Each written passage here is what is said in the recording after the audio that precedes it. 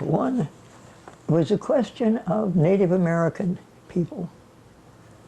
And the paper, and particularly articles by Marion Kinney, but the paper carried an interview with a carver, an Indian carver from, I think from Alaska, from anyway up north.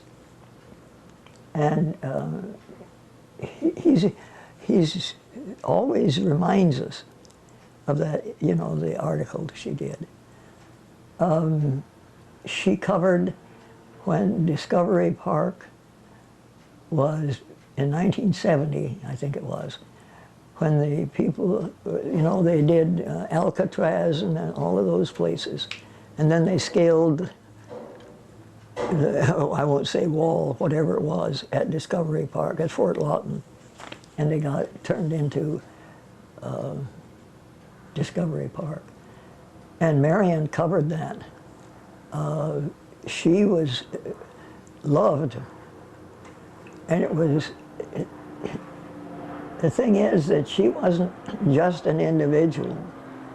She was a good example of policy and of carrying out policy and of a strong sense of, as you say, racial justice. She was very much involved with the cannery workers and the Committee for Protection of Foreign-Born, the Washington Committee, which she was leader of, was instrumental in saving many of those people.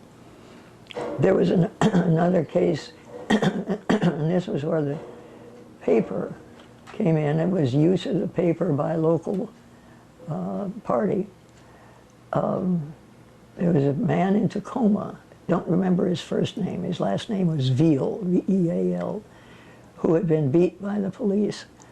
And the paper ran the story, and Paul Robeson was here in town, and he picked it up and talked about it and made it a popular thing.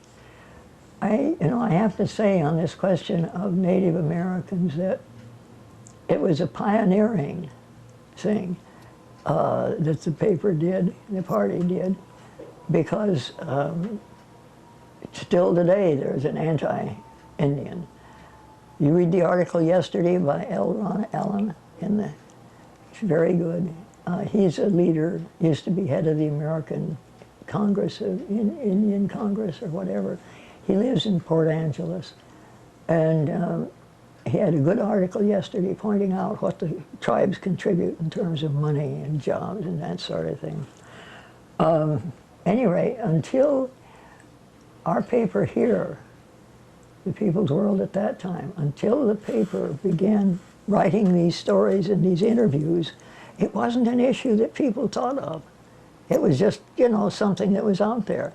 So I mention it as an example of how the paper following party policy, and with people like Marion, or Paul Emerson, who was the editor, I think before Marion, of how they were able to make that question an issue